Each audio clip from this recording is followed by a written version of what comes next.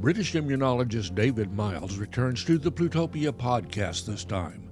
We discuss his book, How Vaccines Work, and explore the impact that RFK Jr. and other vaccine deniers have on healthcare. If somebody has reservations or questions, that's completely reasonable. Yes, having a steel needle stuck in you or your child is going to make you think twice about that. But think carefully about where you get, if you go looking for answers, think carefully about where you're getting that information from. There are organizations like Voices for Vaccines, for example, that give very good information. There are also a lot of people who will give very bad information. And I'm not naming names here because we'll be here all night. It's make sure that you're getting your information from one and not the other. Hey, welcome everybody to the latest episode of the Plutopia News Network podcast. We're coming to you from all over the world, actually. Half of us are in Texas and half of us are in the UK. Scoop Sweeney, my partner, and I are coming from the Austin area of Texas. And Wendy Grossman and our guest David Miles are in the UK. David is coming back to the Plutopia podcast. He was our guest not terribly long ago in a discussion of vaccines and related subjects, and we're going to talk pretty much about the same thing today. David is an immunologist with a deep understanding of vaccines and viruses. And now I have a question, David, which is, what is it with viruses anyway? What are they trying to achieve by invading our bodies? Well, in as much as they're trying to achieve anything, they're trying to reproduce themselves, same as any other biological entity. A virus has no metabolic processes of its own. It has to co-opt the processes of a living cell to reproduce itself. And some of them have found out that we are bundles of living cells. Everything they need in one package. So we're just like a fertile garden for them, a great place to plant their seeds. Or an open factory. Yeah, I think we need a more piratical analogy than that. It's a load of stuff that they can walk in and take over. I mean, what kind of explain viruses? What kind of life form is a virus exactly? Well, how do they differ from bacteria? Well, a bacterium is an organism, and it's like any other organism. It takes in nutrients, it metabolizes them, and it uses them to divide by splitting itself into two. And of course, for a bacterium, we are a big bag of nutrients. So we do have bacteria that live with us or on us or around us all the time. Most of them we get on pretty well with. They're harmless commensals. Some of them do us quite a lot of good. Now and again, we get one that will make us ill.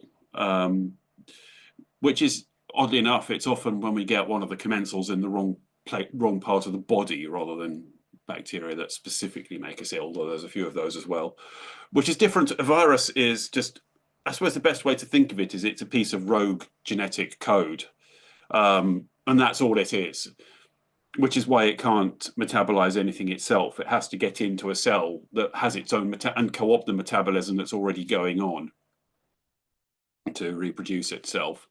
I mean, there's a spirited debate that a lot of people will have about whether a virus is even alive because it can't reproduce itself or metabolize on its own. I mean, I find that's an interesting argument in semantics. I'm not sure it's one that's hugely worth pursuing. Well, it just seems kind of weird to me that there would be a form that can be so fiercely invasive and not actually be like a living being of some kind. Or, I mean, I just find viruses very mysterious. And I have to say, I was visited by a virus a few days ago that kind of wreaked havoc on my body. Thought it was COVID, but I tested negative for COVID. But it was a virus. Actually, it's kind of funny that now when we get some kind of viral illness, we always assume that we have COVID and test for that. Uh, and I'm left believing that I really just had a bad cold. But even a bad cold, I'm reminded, can make you feel pretty miserable. So, but I just, I, I guess the question that comes up after that is, do vaccines have, I guess they don't have any kind of agenda. They just kind of exist and propagate. Do you mean vaccines or viruses? You said vaccines there. I said vaccines and I meant viruses. You're right. Right. Yeah. Well, I mean, no, I mean, they're not conscious in any way, shape, or form, if that's what you mean. But then neither are bacteria, and I mean, neither are most living things, really. Um, but if you can imagine a purely evolutionary process in that which succeeds in reproducing will reproduce more and will continue to reproduce, that's possibly the best way to look at viruses as a I suppose you could argue it's an evolutionary process in a very pure form or a very uncomplicated So form. it's not conscious and it can invade and wreck systems. So it's kind of like a Republican, I guess. That's a joke. The thing is, you know, most people are not afraid of a cold virus, no matter how bad it can make you feel. And most people aren't even afraid of flu because they hear about it all the time. And they, so, you know, when COVID came along, you know, they suddenly started pointing out how many thousands of deaths a year there are from flu. And yet a lot of people kind of take flu for granted. And so, you know, one of the things that our fears are not always in the right place compared to the risk. Yes, that's very true. And I mean, I would make the case that we're possibly a bit blasé about colds as well, because I mean, most cold viruses do have some sort of more serious effect that they can have on people, and usually it's on young children that it will have that effect. And it's only a fairly small percentage of cases, but given the number of colds that people get or young children get, it does add up to a significant number of people getting significantly ill and needing hospital care. And of course, the other side to it is that we seem to live in a time where everything has to be related to the economy, as if it's something that we have to genuflect to and worship. But I mean, actually, cold viruses do have a significant economic impact. I mean, at a national level, because a lot of people being off sick does impact GDP. But I think more importantly, on an individual level, if somebody can't go to work for a few days, for a lot of people, that's significant. And your next book is on colds, isn't it? Sorry? Your next book is on colds. Yes, I'm working on a book on colds at the moment. Yes. Yeah, I mean, it was interesting to me that I felt every bit as sick when I had this cold as I have felt when I've had COVID. Mm. It didn't last as long. The symptoms were a little different, but I still felt pretty bad, you know. Um, though I think the reason that we feel the way we do about COVID is because our first experience of it was as a novel virus that was really much more lethal than a cold virus would normally be in general. Is that correct? Yeah, I think that's true. And I mean, COVID is still substantially more likely to cause a more serious illness than any other cold virus, which can mean in the acute phase when it's making you seriously ill when you get it. Though I mean, at the moment, the bigger problem is that it's more likely to have some sort of long-term effect, long COVID as it's called. Um, does happen in a significant number of cases. It's a bit unclear how many cases. The World Health Organization, I think, is still saying it's around 10% of COVID cases will lead to long COVID, which I mean, I think that's an overestimate, though it is the World Health Organization's estimate. The best evidence paper I saw was a survey that was done actually in Britain by the Office of National Statistics, where they said it was more like 1 to 2%. Then the study got its funding pulled, so we don't know if that's still true. But I mean, when a lot of people are getting multiple cases of COVID every year, so 1 to 2% of those leading to debilitation lasting for months or possibly years is significant across that number of people. You There's know, a virus that has been very active in the news here in this country, at least, is bird flu. And initially, it was considered harmful only to birds, and now they're having instances where it's being passed from person to person. Yeah. And how concerned are you about something like the bird flu, which is supposedly only for birds, but no, it seems like it's not. Yeah, bird flu is an interesting one because, I mean, birds are the major reservoir of influenza, but usually it has to hybridize with the human influenza to cause pandemic influenza. What does tend to happen is the cells in a bird, where a bird carries influenza, is actually in its intestine, not in its respiratory tract. And it turns out that the cells in a bird's intestine are very similar to the cells in the human lung, but they're not similar to the cells at the top of the respiratory tract around the nose and the throat. So if you get it, if the virus can make its way all the way down your windpipe to your lung, it's going to make you very, very seriously ill, because you really don't want an influenza infection of your lungs. On the other hand, your windpipe is extremely well equipped to stop viruses from doing that. It's very difficult for a virus to get down there, and if it does get down there and reproduces, it can't get back up to infect somebody else, which doesn't happen very often. So most of the people who are getting avian influenza are people who work very closely with farming birds, usually chicken farms or something, people who have a high level of exposure. The complication that we've seen in the last couple of years is it turns out there's another place that you find cells very similar to a bird's intestine, which are in a cow's udder, which is why we're hearing about avian influenza spreading through cattle herds, particularly in the US at the moment. And again, that means there's another group of people who are highly exposed to it, who are dairy workers who work with those cattle and spraying milk around all the time. And I should say, I'm talking about it getting into the lung. The other major manifestation is actually conjunctivitis. It causes really quite an unpleasant, fairly serious conjunctivitis, although that's not usually life-threatening. Most of the dairy workers seem to be getting conjunctivitis rather than pneumonia. You mentioned the dairy impact, and there's a movement for whole milk to be not pasteurized.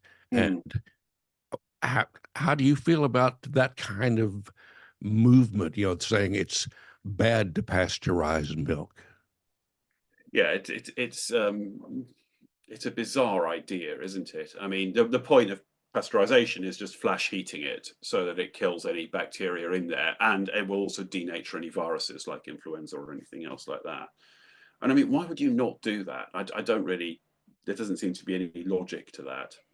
That goes back a ways because a friend of mine, I remember in the 70s, had read the works of Adele Davis, who was an early diet author, and she favored raw milk. She'd grown up, I think, on a dairy farm and thought it was wonderful stuff. And she claimed that it had, that pasteurization kills all sorts of beneficial things that are in milk. But the reason we started doing pasteurization, of course, was that, people were getting sick. Yeah, sure, you get some good bacteria but milk's not the only source of the bacteria that we need. I don't think it was just bacteria. I think it was, probably fatty acids and things. I don't remember. But it's interesting how it's kind of clung on and if anything become a bigger movement over the decades, even as we learn more. Yeah. I mean, the thing I find most strange about is that it doesn't seem to be linked with, well, maybe in some areas, but you would think that if people were going to worry about that, they would would object very strongly to the sort of intensive dairy farming that means that cattle need to be constantly fed on antibiotics. Well, that probably But does feed this belief yeah, that raw milk is better, but you're but right. I mean, you know, this is one of those things we worry about the wrong things. yeah, yes. I mean, of all the things to fixate on, I think pasteurization is very, very strange to focus on. I mean, I should say that there is another concern at the moment with these very high levels of avian influenza in cattle, particularly in the US, which is, as I said earlier, pandemic influenzas come about because of viruses hybridizing usually between bird and human influenzas. Um, Usually that appears that it usually happens actually in a pig. Um, but if we've got people farming cattle or drinking milk, some of whom will be infected with influenza, and then they're saying, well, let's drink avian influenzas as well, we do run the risk of hybridization happening in one of those people. We don't know enough to know how big a risk that is at the moment. There are good reasons to suppose that the avian influenza that's spreading most widely at the moment might not be able to be the basis for human influenza that's passed from human to human. But the trouble is, it's the sort of thing that we don't know whether it can happen or not unless and until it happens. So it's another reason why there's no good reason to not pasteurize milk, and that's another good reason to pasteurize milk, is really where I'm going with. Another virus that I've been reading about on the BBC right now is the Marburg virus, an Ebola-like virus. And I read that, and when you see Ebola, it definitely gets your attention. That's a serious virus. Yes. And tell us about this particular strain of virus. How widespread is it, and how dangerous is it? If you're asking me specifically about the Marburg outbreak going on in Rwanda, I can't answer that immediately. I'm not completely up to speed with that. What I can say is that both Marburg and Ebola are basically animal viruses. They transmit between various animal reservoirs. And when they get into humans, they don't actually transmit very well from one human to another, which is why we hear about these outbreaks that flare up and then they putter out. But yeah, they do cause very, very serious hemorrhagic disease when you've got them. Are You know, you there just vaccines for those kinds of viruses? There's vaccines for the two most, well, there's actually, I think, 4 different types of Ebola that cause human disease, and there's vaccines for the two most problematic of those two at the moment. There is an experimental vaccine that's being used in Rwanda against Marburg at the moment, but it's early days. We don't really know if that one's going to do the trick or not. So with Ebola, we are actually a lot better off than we were 10 years ago. Those are both very recent vaccines. But Well, of course, they tend to be in areas where it's very difficult to manage widespread vaccination. So the vaccination strategies tend to be reactive. In that when there's an outbreak of Ebola, they'll go and try and vaccinate as many people in that area as possible, rather than vaccinating the entire population preemptively. and as we know, there are quite a few people who are concerned about vaccines, who fear vaccines, who think that vaccines are a bad idea. Is that rational? Does it really make sense Well, to? how shall I put this? I think it's rational to have reservations. The rational response to reservations is to look into the available evidence on those vaccines and make a judgment based on that.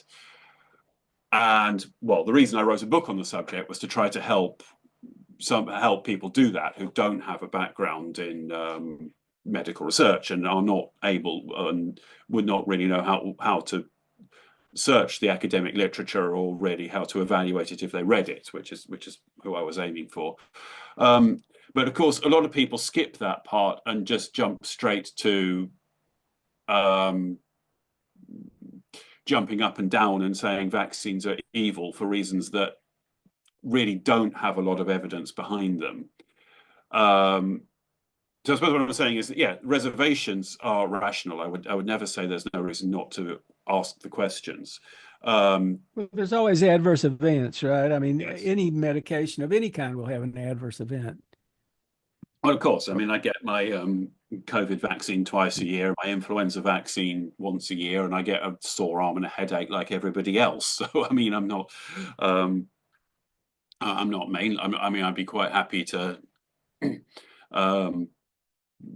be vaccinated less often I mean, I could get ill less often if I didn't need to.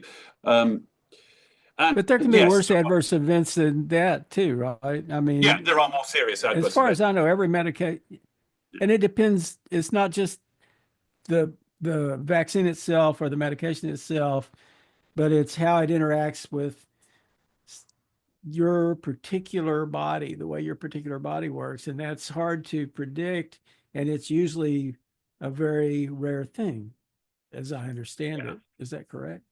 Yes, I mean, there are various different reasons why you would react badly to a vaccine. One of them is that you may have an allergy to something in the vaccine, and that's. I mean, there are far fewer different odds and ends of proteins in vaccines now than there might have been 20 or 30 years ago, which makes that less likely. But yes, if you have allergies to certain things, then you should not have certain vaccines. And unfortunately, the way that some people find out they've got an allergy is because they were vaccinated and had a reaction to it.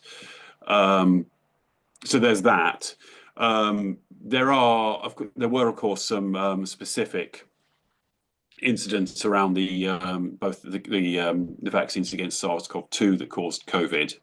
The worst ones being around the Oxford AstraZeneca vaccine that's since been withdrawn, which should not take away from the fact that that vaccine saved, according to one estimate, about 6 million lives in the first year after it was rolled out. And then you have the difficult ones where you get the sort of things that gets reported to what we've got, the yellow card scheme in Britain, or the vaccine adverse event reporting system you have in the US, where somebody has something happened after a vaccine and it gets reported appropriately because that's how to keep track of these things. But it's never very clear if it was a vaccine that caused it or not, which is a problem with very rare adverse events, because these things happen, and inevitably some of the time they're going to happen purely by chance immediately after a vaccine, which makes it very difficult to tell whether the vaccine might cause some of these or not. I mean, to give an example of the sort of thing I mean, I remember giving a talk about the whooping cough vaccine a few months back. And afterwards, I got talking to a lady who was in the audience, and she said, yes, she remembered taking her son to be vaccinated back in the 70s, actually. And in the GP clinic, the GP had sucked the vaccine into the syringe, because that's how it was done in those days, and was just about to vaccinate her son when he had an epileptic seizure. And it was the first epileptic seizure he'd ever had. Of course, epilepsy is a lifelong condition which can be managed. And she said, if he'd had the seizure 5 minutes later, or he'd been vaccinated 5 minutes earlier, he would have had the seizure immediately after having been vaccinated, and she'd have been convinced the vaccine caused the seizure. But yeah, I've heard several doctors tell me they've seen patients who've had that experience, and it does show the fact that, yeah, you just can't really tell if something happens immediately after a vaccination. You can't always tell the vaccine caused it. Well, the elephant in the room when it comes to vaccine denial is Robert F. Kennedy Jr., who, unfortunately for pretty much everyone, is considered a great expert in the Trump administration. How dangerous is he? Well, I imagine we're going to spend the next few years finding out. and a lot does depend on, well, I mean, his views are obviously, well, I think just multiple levels of wrong, which makes it very difficult to evaluate that. How dangerous is he is going to depend on what he does with them, which is, well, I'm not a political pundit, but The one Well, that's I want to mention something about his views. mm, My originally his thing with vaccines wasn't really he didn't originally profess a problem with vaccines so much as with preservatives within vaccines. mm, Of course, the assumption held at one time that thimerosal may potentially have caused autism in some children. And thimerosal being a mercury-based preservative that was being used in vaccines at one time, and is, in children's vaccines, it's no longer they no longer use it. But that's kind of where he got his mm. start, was more a concern with what you might call mercury poisoning than with the vaccines themselves. And to this date, he says that he is not against vaccines, but that he feels that they could be made safer. And I had rounded up a few things, that he's said about vaccines. He said vaccines contain many ingredients, which I'm sure is true. He says some of which are known to be neurotoxic, carcinogenic, or cause autoimmunity. That's one of the things he says. And I guess the question is not so much whether there's more than one ingredient in a vaccine, but whether they use knowingly neurotoxic, carcinogenic, or autoimmunity causing ingredients in vaccines. That's one question we could ask. Well, I am bound to point out the irony of him being concerned there's too many potentially harmful ingredients in vaccines, and being one of those advocates of drinking unpasteurized milk that we were talking about. But, yeah, I mean, no is the short answer. I mean, I think, as I say, a lot of stuff vaccines do tend to be a bit cleaner than they have been in the past now, which has a lot to do with the advances in biotechnology that makes it a bit easier it makes it more possible to do that. But I mean, no. I mean, I think the story behind the removal of mercury-based preservatives is instructive there, because I mean, what happened was, although there was actually no evidence for mercury causing harmful effects, the question was asked, I think, originally back in 1999. By the US, the FDA in the USA, about, well, yeah, we've got no particular evidence that mercury is causing any harm in these vaccines, but we know that mercury at certain level, that certain mercury compounds are toxic. Does the mercury really need to be in the vaccines? Well, no. Largely because it was there to solve contamination issues that were, as I say, less of an issue because of advances in manufacture by that point. And so they removed the mercury from vaccines in the US. And then after mercury was removed, suddenly there was a big argument suddenly the anti-vaccine lobby picked up on it and said that mercury in vaccine was making children ill, which was actually, I don't know that the people involved in that really understood that they were reacting to the removal of mercury in vaccines in the US. And I mean, the other thing I would say is that we actually know quite a lot about mercury poisoning. It's, I mean, partly because of, well, it was used in a compound called calomel that was used as, believe it or not, as a teething medicine for several decades. It used to be rubbed on the gums of teething children to ease the pain. And if there was blistering on the gums immediately after that, then the solution was to rub more calomel onto those gums. And there was a mysterious there's a whole set of literature on what was called pink disease, because children had this strange condition where they'd go pink and nobody could work out what caused it. And then, surprise, surprise, after calomel was withdrawn, it just went away because it was actually mercury poisoning. The point being that actually poisoning children with mercury used to be completely normal. As it was drawn, I think, in the 1950s, after 50 or 60 years of very widespread use. And you will see there was very little autism recorded at that time. You would think if mercury was going to cause autism, you'd have masses of autistic children who'd been treated with it. And we also know about Minamata disease, which is acute mercury poisoning, which does cause neurological problems, but has not been associated with autism. Interestingly enough, RFK Jr. said he himself had mercury poisoning at one point. He's had a lot of things. He's had a worm in his brain, supposedly. Yeah, as far as I understand it, he said he had a worm in his brain at the same time as he said he had mercury poisoning, and this came up when a family in a divorce court as his. I think it was a reason he'd apparently forgotten to pay his alimony or something. Was the context for these things coming up. I think the But thing so that I'm not really, sure how seriously to take it. I think the thing that really shocked people, it wasn't Kennedy himself, it was his lawyer Mm. who had written, was it written to the Biden administration or something, asking them to withdraw the polio vaccine? Was that what it was? And I haven't and been I think, following that closely. the sort of reaction among the people that I know Mm. outside of the United States was, well, that'll kill tourism to America because nobody's going to go to a country where there's polio. Yeah.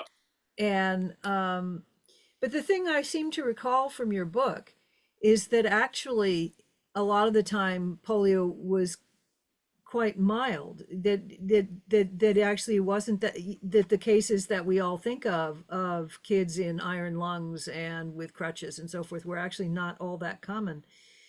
And I was surprised by that because the fear of polio was extraordinary. Because I just about remember public swimming pools being closed sometimes for fear of polio, and I definitely remember being given the polio vaccine. Yeah, it's an interesting one because it's about 1 in 200 cases, 1 in 200 polio infections lead to some sort of neurological complications, which can be anything from um, a fairly low level of numbness and bad movement that clears up of its own accord to complete paralysis that needs to put somebody in an iron lung. But then you have to consider that every child was being infected with polio. And 1 in 200 of every child is a lot of children. Yeah. I think part of it wasn't actually the disease that killed the most children. It didn't kill as many children as measles, for example. Whooping cough, presumably. And whooping cough, although there was an effective vaccine by the 1950s against whooping But cough. before there was a vaccine, whooping cough killed a lot of kids. Oh yeah, yeah. Pre 1930s, in the US at least, yes, very much so. I think part of it is that polio was a very visible disease. Yeah. It, I it think I think there's something terrifying about seeing a kid in an iron lung. I mean, I think yeah. I think if you're an ordinary, that almost scares people more than death. Yes, I think so. Yeah, yeah. Yeah, I Um, have friends who were infected with polio, and it was in one case, you know, the guy throughout his adult life had to wear braces just to be able to walk and use, uh, a crutch, and in later life, some of these people had uh, impact from polio reappearing in their system. And that is something I'd never been aware of, but apparently it comes back to you in old age. yeah, post-polio syndrome, it's called. It's Yeah. unclear. It's probably a sort of a general decline caused by dealing with whatever the initial problem that polio causes, rather than any sort of reinfection. But I mean, I do think that I do wonder if the fact that there was the people who were walking around on braces or crutches or using wheelchairs, might actually have been more frightening than the people in iron lungs, because they were a lot more visible. Yeah, I had a cousin who had a severe case of polio. She only lived to be, I think, 13 or 14 years old. And she only lived that long because her mom, my aunt, was a nurse and cared for her, day and night and kept her alive. But she had significant paralysis. I don't think she could even speak. And, it was it was frightening to be around her. I mean, she would smile and, was happy to see us there. But for the other kids, it was like, this is really kind of a spooky thing. And I can just imagine. I mean, I think that there were probably enough who were that debilitated that it was, there was a clear sense of the lethality, I guess, of the disease. Yeah, though I think the other thing, of course, that to bear in mind is that um, it affected Franklin D. Roosevelt, or at least he believed it was. There's actually some suggestion that it might not actually have been polio that he got, and he believed it was polio. Everybody believed it was polio. And he was interested enough to get in touch with Basil O'Connor and set up a foundation to do something about it. So it may be a case that it affected the right rich person. Probably has something to do with polio being the target for a lot of the vaccination efforts in the late 40s, early 50s, which really got the ball rolling on viral vaccines. One concern I have about people like Robert Kennedy is that they are saying that they may not say that vaccines should be outlawed or should be prohibited, but they say that people should be able to opt out of taking vaccines. And from a public health perspective, that's a real problem, right? For people to opt out. Well, it depends on exactly what he means by that, because um, I mean, we i.e., that some people don't take the vaccine, which means some people are but could potentially be exposed, potentially be sick. So the disease is still spreading. You can't really eradicate the disease, and you create a much greater risk that people are going to catch it because you don't have a complete uh, 100% vaccination of all the kids. You well, it never does get actually. 100%. It does depend which vaccine we're talking about here, because not every vaccine prevents transmission. If we're talking about measles, for example, this becomes very important, because measles is extremely the measles vaccine is extremely effective. If you had 2 doses of measles vaccine, you're almost certainly not going to be even infected with measles. You can't catch it, you can't transmit it. And that's important, because the small number of people who can't have the measles vaccine for one reason or another are the people who are probably going to be in serious trouble if they get measles. So they need everybody else to be vaccinated to protect them. If we're talking about, for example, whooping cough, the vaccination doesn't really prevent transmission. It makes transmission, it stops you from being infected for maybe 8 to 10 years. But actually, the main reason for having the vaccine, well, the main reason for having any vaccine is to protect yourself. But with whooping cough, then no, it's not really going to, herd immunity is not really going to help very much. And then you've got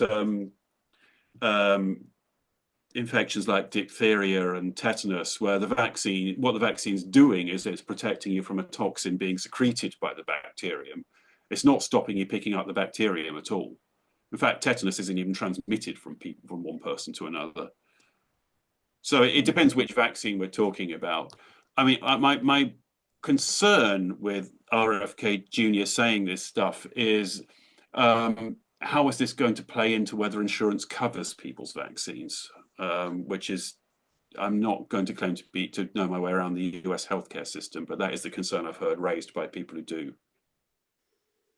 When I was a kid, they advised against vaccination for smallpox Mm. because they couldn't tell whether I was allergic to eggs or not. And the vaccine was grown in eggs.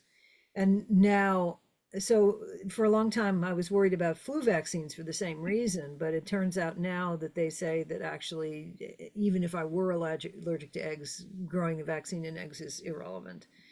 And but I used to carry a letter. Mm. My family happened to know a doctor who worked for the WHO, so I had this letter with me explaining why I hadn't been vaccinated against smallpox. And at the time, everyone was being vaccinated against smallpox. Mm. And so I developed an early understanding of what herd immunity meant. Yeah, yeah, yeah. Of course, we are a lot.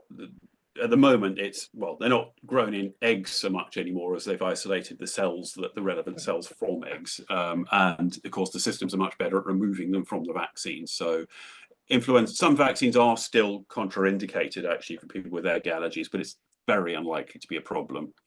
Yeah, also, I don't think I'm really allergic to eggs. Oh, okay. Well, there's that as well. I mean, I eat Yeah, them. yeah, yeah, yeah. So, Uh, as you're working on the one of the diseases that has been incredibly resistant to vaccine development. Well, there's two I can think of offhand. One is colds, and one is HIV. hmm. Do you have any sense of why those two things are so hard? Different reasons. I mean, with colds, it's because we're not really talking about one virus. We're talking about a set of symptoms that can be caused by a huge number of very different viruses, probably between 200 to 250 different viruses. And of course, there are vaccines against the three most serious ones, which are SARS-CoV-2, which causes COVID-19, influenza, and now RSV vaccines become available since 2023. I mean, the problem is that that still leaves a very large number of viruses. And I think it's best to think of a cold as a set of symptoms that can be caused by a lot of different things rather than a disease a disease caused by a particular pathogen. HIV is a different one with a different issue. I mean, the reason that when you get HIV, you've got it for the rest of your life. And the reason being is it's extremely good at avoiding the immune system. Um, it's constantly, as the immune system deals with whatever variant you've got, it's constantly evolving within the human body to avoid it. And the problem, of course, is that vaccines work by priming the immune system or inducing the immune system.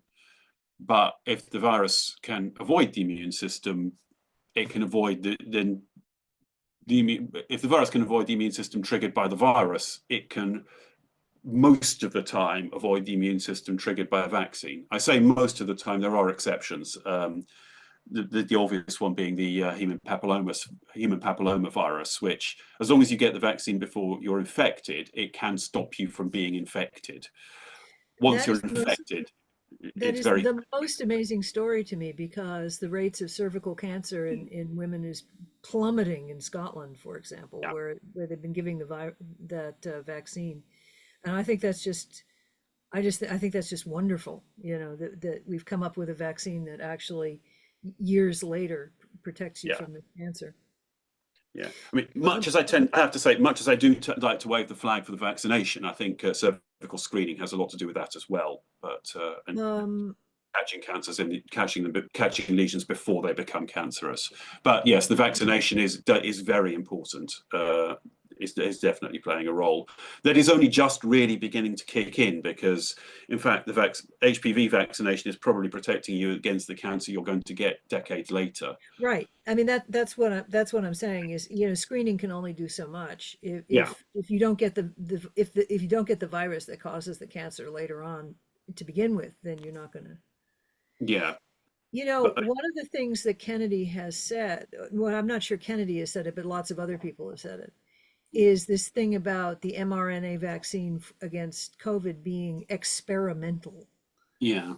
And it strikes me that that's wrong, but perhaps you can explain why.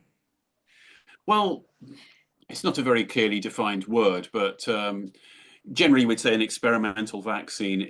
We generally call a vaccine, as in any other technology, experimental when it's at the developmental stage, and then once it's rolled out, it's not experimental anymore. And of course, there is a grey area, because whenever a new vaccine is rolled out, there is a need to scrutinise the effect that it has when it's rolled out on a larger population, which is where we were with mRNA vaccines in 2021, 2022.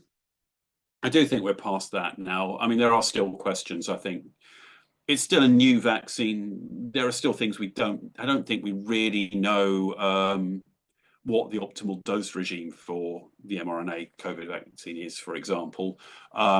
There are things that have come up. I think there's also an issue that because mRNA vaccines have only been used on a large scale against SARS-CoV-2, there are things that we don't really know whether they were features of the mRNA vaccine or whether they were features of a SARS-CoV-2 vaccine. Until we've got a few mRNA vaccines rolled out, there is a learning process that needs to go on there. I think there's just been an mRNA vaccine against RSV approved last year, so I think we will be seeing more mRNA vaccines in use. I guess to me, when somebody says it's an experimental vaccine, it sounds to me like it's a piece of beta product, you know, a beta release of software where there's expected to be bugs and they're going to, you know, and I would like to think that it's safer than that. I don't know what term we would use for it, but yeah, I mean, that's what I mean. Sorry. No, you go ahead. You know. Well, I mean, that's what I mean about the experimental is it's not a very clearly defined word in this context, and I suspect intentionally in the way people throw it around like that. I think, yeah, I mean, whenever a new vaccine is rolled out, or whenever a new medication is rolled out on a larger scale, I mean, you can only look at so many people in the trials of that medication or that vaccine, and so there is a need for greater scrutiny when it's rolled out on a larger scale.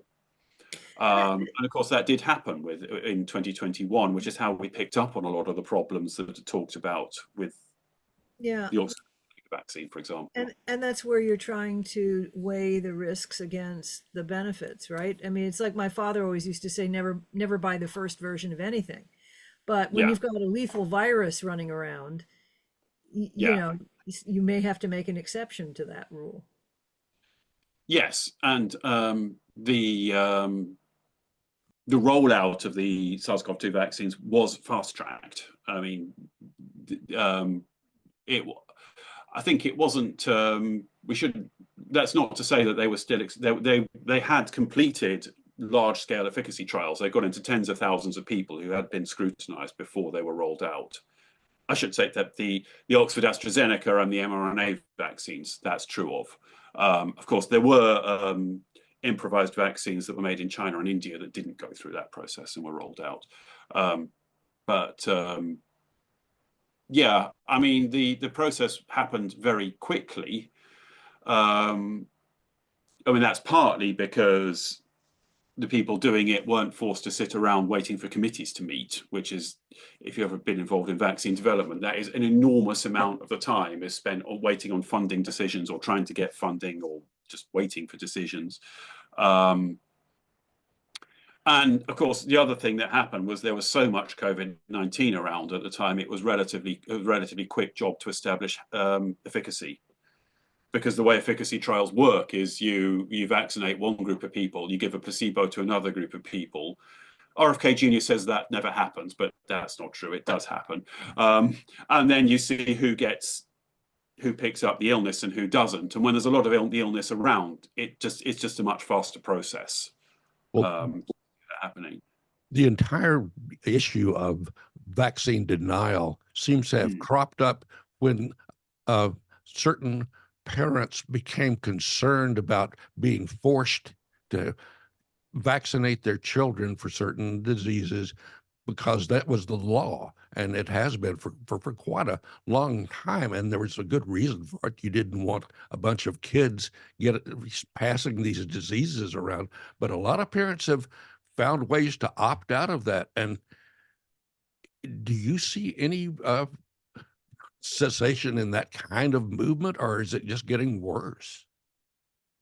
At the moment, I see it getting worse, and I see it moving in parallel with a lot of other, shall I call them alternative facts movements, because it often is folded into all sorts of other things. Like, I mean, particularly climate change denial seems to go hand in hand with vaccine denial at the moment, and I'm not seeing that. I'm seeing that getting worse rather than better. That whole trend. So there was another part of your question, I think. What was? Did I miss something? Well, what I was actually driving to, it was growing up in the 50s, the common way of people dealing with the measles and the mumps was to find out whose kid had them, and you send your kids over to be infected. And that's exactly how I got the measles and the mumps. And I was really glad to see that being, not a part of the culture anymore, but that was the culture back in the 50s. Well, that was because everybody knew that if you were a boy and you got mumps after around puberty, that could affect you for your lifetime. And if you got measles as an older adult, it was much more serious. So that was why they were trying to get those diseases kind of quote out of the way, because they assumed everybody would get them at some point. Yeah, I mean, I think in the absence of vaccination, that wasn't entirely a rational way of dealing with those problems you're talking about. Well, I say it wasn't entirely irrational. I think it was actually probably quite sensible to make sure that you got them at a time when the parents were expecting it to happen and you had not gone through puberty yet, when there was really no way of not getting them. In terms of where we are now, there is a lot of pushback. I think there tends to be a certain exaggeration about how compulsory vaccines are, and which varies from context to context and country to country and so on. I mean, it's not as if people are being held down and having vaccines forced into them. There might be certain things you're not allowed to do if you haven't received certain vaccines. But I think it gets exaggerated. I mean, one of the talks I did, we had somebody turn up and insist, not entirely coherently, I hasten to add, that isn't it all about locking us in our homes and forcing us to take Pfizer, I think was how he put it. And I pointed out that he was not locked in his home and established that he had not taken the vaccine, but he still seemed to be convinced that there was some grand plan to. Oh yeah, that's really interesting. During COVID, I I was constantly encountering people who were arguing against lockdown. And Yeah. I said, "Well, we're not locked down. Why are Mm. you arguing against it? Nobody's even proposing it. I mean, they're suggesting that we shelter in place, but there's no mandatory lockdown." I think that it was a very strange reaction, actually, and certainly one that had its roots in the politics of the moment, I think. Well, we still get that. I mean, as soon as you start talking about possible mitigation measures for airborne viruses, everybody says, well, we don't want another lockdown. And then you have to say, well, we're not talking about a lockdown. We're talking about indoor ventilation systems and ways of effectively cleaning up the air we breathe, which doesn't seem like too terrible a thing to me. But first, you immediately have to get past the fact that a lot of people immediately say, no, no, no, you can't do that. That's lockdown, which is a completely different thing. I mean, not the I lockdown mean, was the thing that locked sorry. well, the thing that locked people down was their own fear, I think, as much as anything. I mean, I didn't want to go anywhere because Mm. I was afraid I would get sick, you know? Well, I mean, I don't know how The it fact was that where you are. I mean, we did have compulsory measures, shelter in place measures, and not shelter in place, but we did have very restrictive measures in Britain, and Britain was far from the Oh, least that's true, yeah. country that There was a period when you were only really allowed out of your house an hour a day or something. yeah. Yeah. And there Well, you were, were allowed out Yeah, to my go. friends who were, Michael Gove said it was an hour a day because he didn't understand his own lockdown measures that he'd introduced. yeah, that was actually the bigger problem in Britain, was that nobody actually understood what the law was. And There were, so, oh, there you go. there were not even the government ministers who made the laws. They insisted they didn't understand it either. and you know, sometimes you had some definite over policing. Yeah. Somebody would be moved on from sitting on a park bench where they were doing absolutely nobody any harm, you know. Yeah. My Yeah. friends who were living in Turin at the time uh, were that was kind of a brutal lockdown there. I think they could not go out on the streets at all. Um, I'm not exactly sure how they were dealing with that. Um, but my question was, well, why would you want to anyway? Well, you probably wanted to get groceries or something. Yeah. Yeah. I think in France you had to get permission to leave your house and stay what you were going to do. But I think if we're going to learn lessons from that pandemic, we could do, I think focusing on countries in European countries tells us something, but I mean, it's also worth considering that Japan and South Korea and Taiwan got through the pandemic without imposing any lockdown measures and without having major outbreaks, because They wore masks for one thing. they They wore were very masks. good about masking. They Yeah. did that, and they were also very good about tracing individuals and contacts, and partly that they got them to shelter to lock down, but also they're very good at making sure they were properly supported when they locked down, which is the bit that gets missed. Making sure that nobody lost income, nobody lost their job, that they had food while people were locked down, which is something that we really did not get right in Britain. It was all you've got to lock down, and you're left to your own resources, and of course it didn't The, really work that well. well, the problem in the United States, I believe, is that there was not clarity about Mm. the response. There was quite a bit of tension, the powers that be, Trump administration and so forth, were kind of multiple minds about how they wanted to respond or should respond. And we had a kind of chaotic response where they really didn't come down with a set of clear and definite decisions. Uh, to the extent we had clarity, it was coming from the public health sector and it was coming from Fauci and so forth.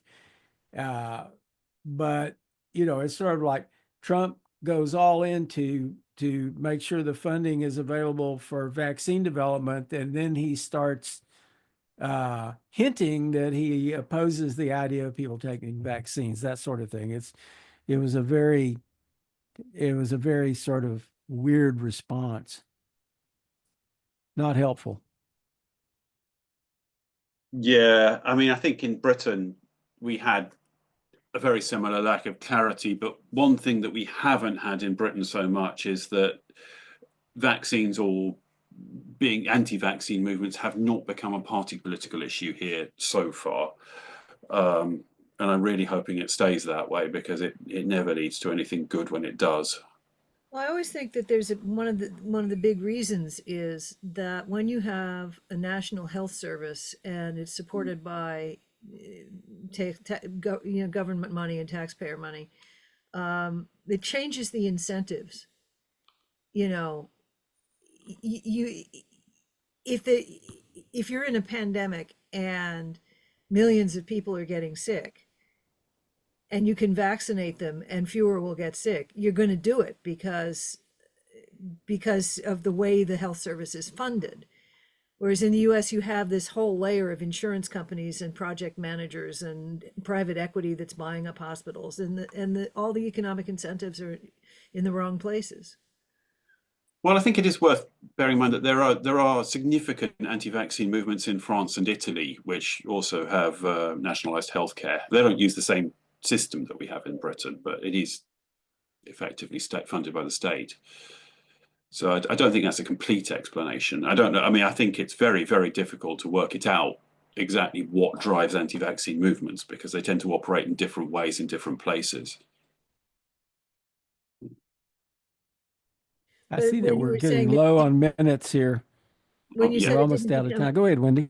No, I was just going to say when you said it didn't become part of the political, I think it's relevant to that.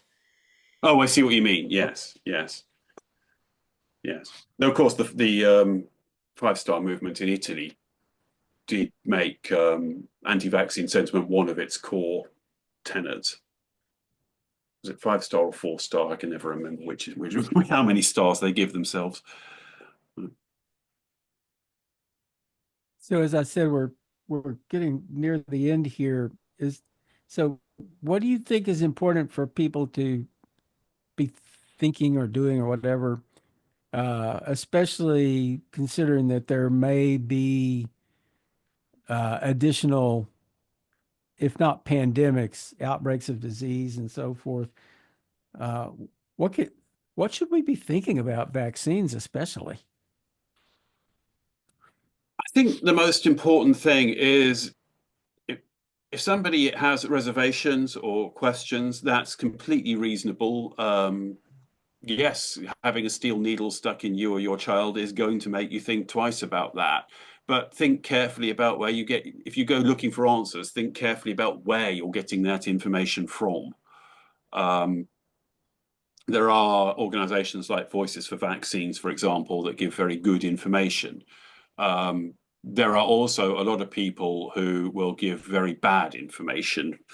And I'm not naming names here because we'll be here all night, but I think it's make sure that you're getting your information from one and not the other. It's very hard to tell sometimes. I guess this shows how old I am that I can remember when we were glad to get vaccines. Yep. Oh, well. Well, Thank you very much, David. I think one way to looking at it is, do they have a private jet? And are they running for office? They're talking about vaccines. Maybe don't listen to them. Does seem to be the way it goes these days. Well, thanks for joining us, David. And again, we encourage everyone to buy David's book, How Vaccines Work, and to get smart about vaccines. And I will also add that we are the Plutopia News Network. And if you're watching us on YouTube, you should subscribe to our channel. And you can also go to our website at plutopia.io. There's ways there that you can actually give us money to support our work because we don't charge you anything for anything that we do. And if you want to listen to us as a podcast regularly, you can find us pretty much anywhere you can find podcasts. So thanks so much. Thanks, everybody. This was a great conversation. Thank you for having me. Thanks, David. Hope you come back. We'll see you Thanks. soon. Time. Bye. Bye, all. You can stay in touch with Plutopia at plutopia.io. On Facebook, look for @Plutopia News. On Twitter, it's @Plutopia. This is the Plutopia News Network, 20 minutes into the future.